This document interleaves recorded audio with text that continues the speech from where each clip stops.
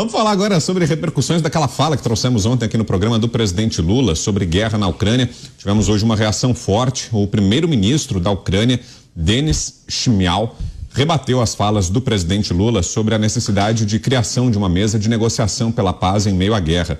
O ucraniano disse o seguinte, abre aspas, em nossa fórmula de paz há um caminho claramente traçado para a paz como a entendemos. Se um grupo de bandidos entra em seu apartamento querendo matar você, seus filhos e levar sua casa, você vem para discutir e assinar acordo com esses bandidos, talvez com a participação de seus vizinhos. Você vê isso realista? Tenho a sensação de que você não concordaria em viver com esses bandidos e nos termos deles. Fecha aspas. Para o premier ucraniano, a Rússia primeiro precisa deixar a Ucrânia para depois discutir os princípios da coexistência pacífica. Roberto Mota, mas com você, Mota. Pois é, o primeiro-ministro da Ucrânia perguntou ao governo brasileiro: se um grupo de bandidos entra em seu apartamento querendo matar você, seus filhos e levar sua casa, você vai discutir e assinar um acordo com esses bandidos? Foi a pergunta que ele fez. O primeiro-ministro claramente não conhece a esquerda brasileira. O primeiro-ministro claramente não conhece a situação da segurança pública brasileira, nem porque ela ficou assim. O primeiro-ministro ficaria boquiaberto se alguém explicasse para ele o que é o PT e tudo o que aconteceu no Brasil nos últimos anos. Se o primeiro-ministro soubesse disso tudo, ele saberia que a resposta para a pergunta que ele fez é sim.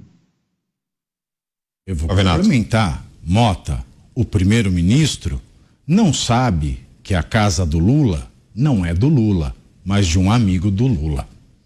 Exatamente.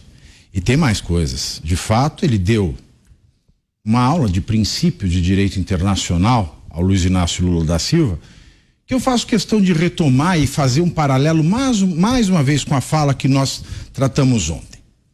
De quando ele fala, impressionante, a ONU criou o Estado de Israel em 48, mas em 2023 ainda não conseguiu criar o da Palestina. Mentira, né? A ONU dividiu o território, Israel formou o seu território e a Palestina não conseguiu. Não conseguiu. Não conseguiu. E o que ele quer insinuar com isso?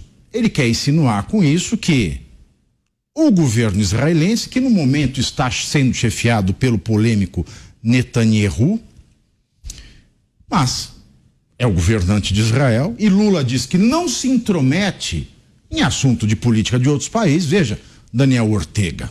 Daniel Ortega é um anjo e ele não se mete na política interna de outros países. Mas aqui ele fez questão de insinuar.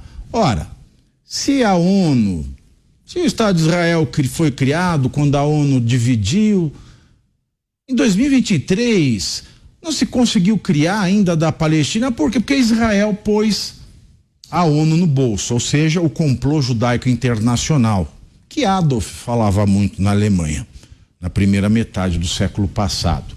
O que isso tem a ver com a questão da Ucrânia? Tem a ver pelo seguinte, porque quando Lula faz as suas declarações absurdas, abjetas, inclusive reafirmando no mesmo momento em que ele fala de Israel, da ONU, da Palestina, que ele fala da OTAN, ele fala mal da OTAN.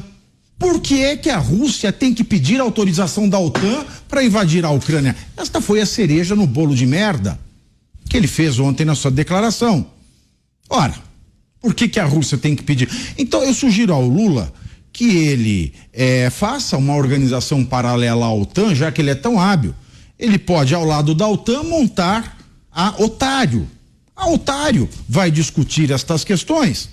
E também ao lado da ONU, já que ela não é satisfatória para o palestino, ele também monte um outro grupo chamado de ANOS, né, para englobar as pessoas não englobadas pela ONU. E digo, a Rússia invadiu a Ucrânia, não precisa pedir autorização. A Ucrânia, ela está numa guerra porque ela quer, porque ela podia aceitar, com aquele velho argumento. Ela foi abusada porque saiu de minissaia. E ela tem hematomas porque ela reagiu ao estuprador. Não devia ter reagido, menina. Quando Lula ele pede para a ONU que é a Organização das Nações Unidas, da qual emana a Declaração Universal dos Direitos Humanos. Quando ele pede para que a ONU dê uma mãozinha para os palestinos, eu penso, o governo Lula, que é o democrata que venceu o genocida fascista, homofóbico, misógino, eu me pergunto, Lula está pedindo para a ONU, órgão do qual emanou, repito, a Declaração Universal dos Direitos Humanos, ele está pedindo para a ONU fazer um Estado da Palestina? Eu frequento Israel. Gosto muito da Semana do Orgulho Gay de Israel, é uma das melhores do mundo em Tel Aviv. Se você quiser conhecer, eu sugiro. Agora, eu posso me divertir em Israel. Se eu passar a fronteira para a Palestina, o que acontece com o tio Pavivi? Ele é enforcado. Como é que Lula está pedindo para a ONU ajudar a formatar um país que trata a mulher como objeto e homossexual como Satanás? Ora, Lula mente que nem sente e precisa ser exorcizado por Flávio Dino.